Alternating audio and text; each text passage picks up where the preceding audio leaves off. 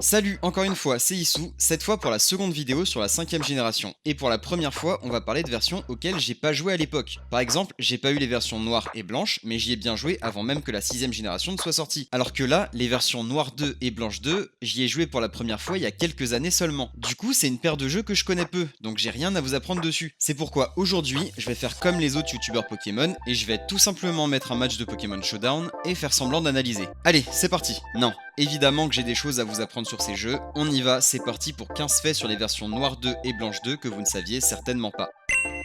Allez, on commence avec le pont du hameau. Bon, déjà, comme vous le savez peut-être, il y a une salle secrète sous le pont où on peut rencontrer une PNJ qui s'entraîne à chanter et qui nous chasse de la salle. Certains pensent que c'est un fantôme, d'autres qu'on s'en fout, mais le plus important c'est qu'on s'en fout. On peut également affronter le peintre Alphonse. Rien de bizarre jusque-là, sauf que dans les versions japonaises, il s'appelle Vincent. Bon, déjà c'est chelou qu'il porte un nom français, mais pourquoi pas. On se rend vraiment compte de la référence quand on ajoute son nom dans les versions anglophones. Il s'appelle Goog. C'est marrant parce que si on enlève le U, ça fait Gog, comme Vincent Van Gogh. Vous l'aurez compris, c'est une référence directe à Black Van Gogh, l'EP de 404 Billy. C'est une sacrée rêve quand même. Non, évidemment, c'est un hommage à Vincent Van Gogh, le fameux peintre néerlandais qui se serait coupé l'oreille pour le fun. Moi je collectionne les Coco Pops siamois, chacun son truc. Bon voilà, cet hommage est en plus confirmé par le seul Pokémon de son équipe qui est un Héliatron. Les plus attentifs d'entre vous en cours d'art plastique savent que les tournesols sont récurrents dans les peintures de Van Gogh. Il en a carrément fait 2 séries de peintures. Mais dans tout ça, on n'a pas parlé du nom français de ce PNJ.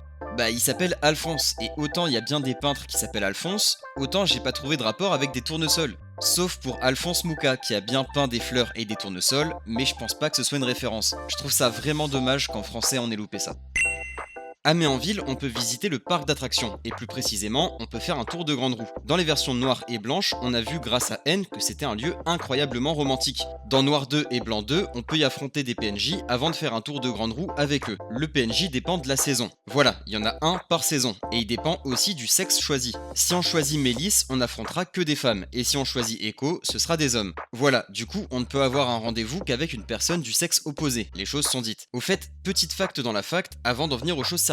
Si on choisit Echo et qu'on vient pendant l'automne, on affrontera un montagnard. Dans les versions japonaises, celui-ci s'appelle Natsumi, alors que Natsu signifie été. Voilà, comme ça, on sait qu'il n'y a pas que dans les versions européennes qui font des conneries. Bref, revenons à la fact originale. Une fois qu'on a vaincu la Ligue Pokémon, toujours à la Grande Roue, on peut rencontrer des PNJ spéciaux suivant le jour. Attention, eux, on peut pas les affronter. Par exemple, le mardi, on peut faire un tour de roue avec Matisse, le mercredi, c'est Bianca, vendredi, il y aura N, et le samedi, ce sera Chiren. Sauf que si on sauvegarde dans le parc d'attractions, donc il y a un PNJ devant la Grande Roue, et qu'on quitte le jeu pour revenir un jour où le PNJ devrait être différent de celui qu'on a vu plus tôt, on aura droit à un petit bug. Il y aura toujours le même PNJ devant la roue, mais il aura les dialogues de celui qui aurait dû le remplacer. D'ailleurs, quand on montera dans la Grande Roue, il y aura l'autre PNJ avec nous. Je m'explique, là dans mon exemple, on est mardi. Comme je l'ai dit, le mardi, on peut rencontrer Matisse. Salut, est-ce que c'est moi que tu regardes? Je peux le voir dans tes yeux, je peux le voir dans ton sourire. Tu es tout ce que j'ai toujours voulu, et mes bras sont grands ouverts. Je sauvegarde et je relance le jeu, mais mercredi. Normalement, le mercredi, il y a Bianca dans l'attraction. Mais là, comme j'ai sauvegardé dans le parc d'attractions, quand je relance, il y a toujours Matisse. Sauf que quand je lui parle, ça lance le dialogue de Bianca. Ou alors, il a un secret assez chelou. Et quand on monte dans la roue, on se retrouve bizarrement avec elle au lieu de Matisse. Il a peut-être peur du vide ou des blondes. Mais bon, tout rentre dans l'ordre quand on redescend, puisque c'est bien Matisse qui est avec nous quand on sort.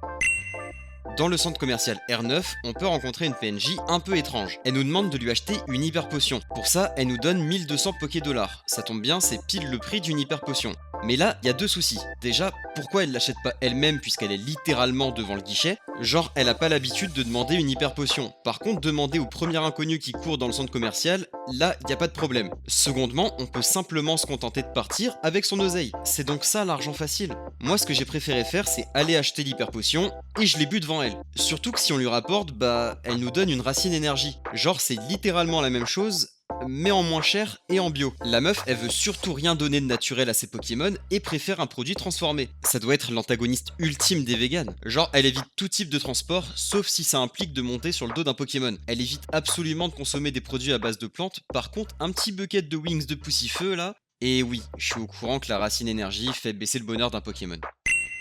Ces versions ont été accompagnées du radar Pokémon, une application permettant de capturer des Pokémon via un système de réalité augmentée. Un peu comme dans Pokémon Go, un magnifique système qui permet de capturer des Pokémon tout en étant aux chiottes. Tous les Pokémon obtenus via cette méthode possèdent leur talent caché, sauf bien sûr Motisma puisqu'il en a pas. Grâce au radar Pokémon, il est possible d'attraper des Pokémon légendaires et notamment Boreas, Fulguris et Démétéros. C'est d'ailleurs comme ça qu'on les obtient sous leur forme totémique dans ces versions. Mais ce sont pas les seuls légendaires obtenables de cette façon. Il y a également Dialga, Palkia, Giratina, Ho-Oh et Lugia qui peuvent être capturés en insérant la version de la 4ème génération correspondante. Le niveau du Pokémon ainsi obtenu dépend de notre progression dans les versions Noire 2 et Blanche 2. Cette progression se base sur les badges remportés. Si on a 7 ou 8 badges, il sera niveau 40, 5 ou 6, il sera niveau 30, 3 ou 4, niveau 20, 1 ou 2, il sera niveau 10, et si on ne possède pas de badge, le Pokémon sera niveau 5. Ce qui fait que, de cette façon, il est possible d'obtenir sans tricher les légendaires que j'ai cités plus tôt au niveau 5. C'est cool en vrai.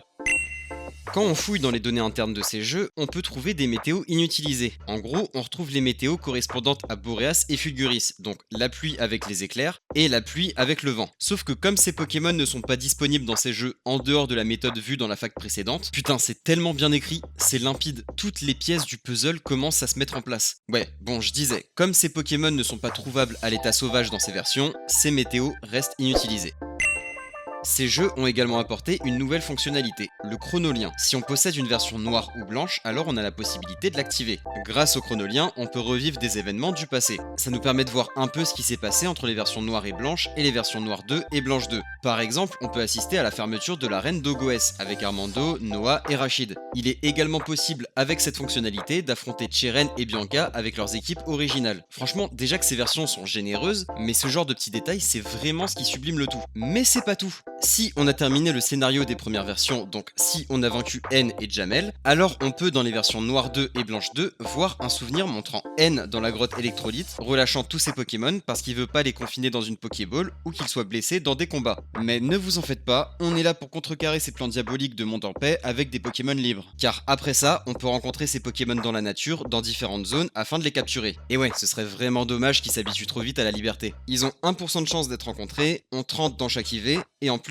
ils ont une petite animation de scintillement, un peu comme pour les Shiny, mais différente. Par contre, ils sont Shiny Lock. Bah ouais, c'est censé être les Pokémon de N. S'ils étaient pas chromatiques avant, ils peuvent pas le devenir après. Ils peuvent pas changer de couleur, c'est pas Michael Jackson. On peut aussi voir l'identification dresseur de N dans le résumé de chaque Pokémon. Quand l'un des Pokémon de N apparaît, par exemple son Darumacho, il est écrit un Darumacho sauvage apparaît. Mais à la fin de la phrase, on voit un point d'interrogation, comme si le jeu lui-même se demandait si le Pokémon est bien sauvage ou non. Enfin bref, de cette façon, il est possible de recapturer tous les Pokémon de N, sauf un. Mais quelle transition! Je m'épate moi-même, un tel talent, c'est indécent. On disait donc qu'un seul Pokémon de N ne pouvait pas être obtenu via le chronolien. Il s'agit de Zorua. Pour le récupérer, il faut se rendre au Port Yoneuve, dans le grand bâtiment sur la colline au nord du centre Pokémon. Là, on rencontre et on affronte Carmine, l'un des 7 sages de la Team Plasma. Ça va, il a une équipe au niveau 27. Une fois vaincu, il nous demande si on veut s'occuper du Zorua de N. Étant donné que c'est la seule façon de l'avoir dans ces jeux, généralement on accepte. Et si on garde ce Zorua avec nous jusqu'au bout, et qu'au moment où l'on rencontre N avant la route victoire, Zorua fait partie de notre équipe, alors N aura une ligne de dialogue supplémentaire. Il dira « Mais tu prends soin d'un de mes anciens amis? Merci pour Zorua. » Putain mais il m'a pris pour la SPA ce connard. Mais voilà, encore une fois, un petit détail qui fait bien plaisir. Les versions Noire 2 et Blanche 2 ont également introduit des nouveaux lieux. Parmi eux figure le mont Renanvert. Encore un ajout vraiment cool de ces versions puisque l'intérieur de la grotte change suivant la version, ce qui participe aussi à un changement d'ambiance. Dans la version Noire 2, la grotte est humide avec des zones inondées. Et dans la version Blanche 2, cette fois la grotte est recouverte de lave à certains endroits. Je sais que vous aimez les histoires de fantômes, alors je vais vous en raconter une. La première fois qu'on pénètre à l'intérieur par l'entrée gauche, il y a Bianca qui décide de nous accompagner. Sauf que si on avance avec elle derrière nous, qu'on prend la première sortie en bas à gauche et qu'on sort sur la sorte de balcon avant de revenir à l'intérieur pour revenir à l'entrée, Bianca va nous laisser puisqu'elle attend à l'intérieur. Attention, il faut pas sortir de la grotte, sinon ce que je vais vous montrer ne fonctionnera pas. Donc toujours dans la première salle, si on utilise une corde sortie ou tunnel, on va être amené sur le petit balcon à l'extérieur de la grotte. De là, on peut retourner à l'intérieur sans Bianca. Mais là, la boîte de dialogue de Bianca va s'ouvrir comme si on entendait sa voix dans notre tête. En progressant dans la caverne, on va finir par la voir arriver, essayant de nous rattraper par tous les moyens, quitte à traverser les murs pour parvenir à ses fins. Et au bout d'un moment, le pire finira par arriver. Je l'ai toujours trouvée flippante, genre une blonde avec des lunettes, c'est terrifiant.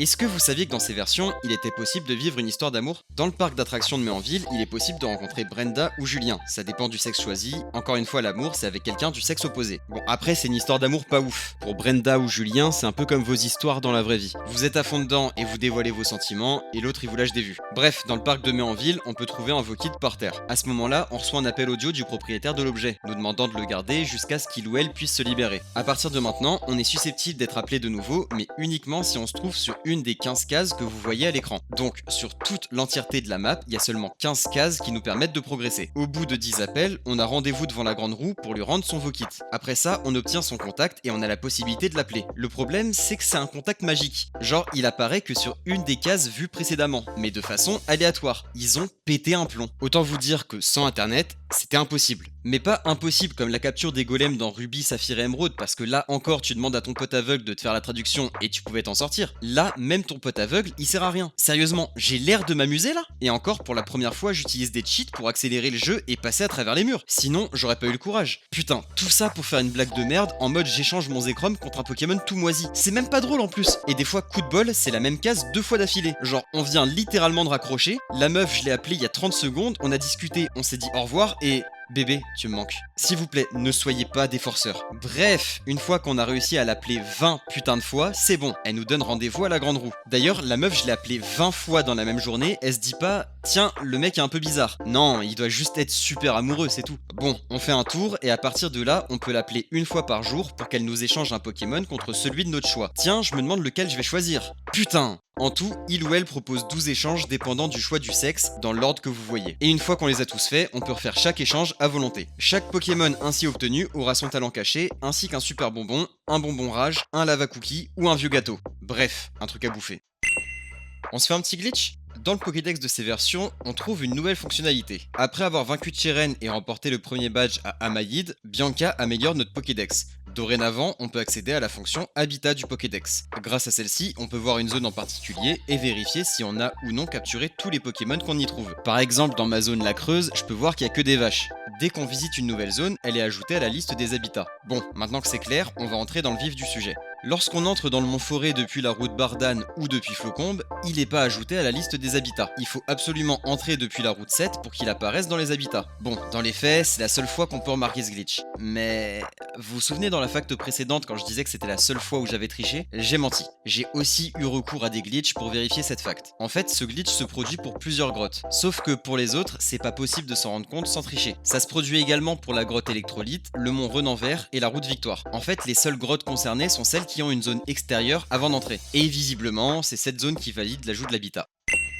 À certains moments du scénario, on est amené à faire équipe avec un PNJ, comme par exemple dans les égouts de Volucité avec Matisse, le mont Renanvert avec Bianca et la forêt d'Empoigne avec Cheren. Et évidemment, il y a d'autres moments où on peut combattre aux côtés d'un PNJ ou être suivi par l'un d'eux, mais il y a que les lieux que j'ai cités plus tôt qui m'intéressent. Je précise pour éviter les commentaires du genre « Hein, t'as oublié de parler de N qui nous suit dans son château ». Ouais, c'est exactement comme ça que je visualise les gens qui écrivent ce genre de commentaires alors que j'ai déjà tout expliqué. En fait, dans ces zones-là, le PNJ va nous suivre et on aura la possibilité de rencontrer des Pokémon sauvages en combat double. Le souci, c'est que lorsqu'on remporte un combat contre un Pokémon sauvage en faisant équipe avec un PNJ, le jingle de victoire sera celui d'une victoire contre un dresseur au lieu du jingle de victoire contre des Pokémon sauvages. Voilà, ils sont juste trompés de musique.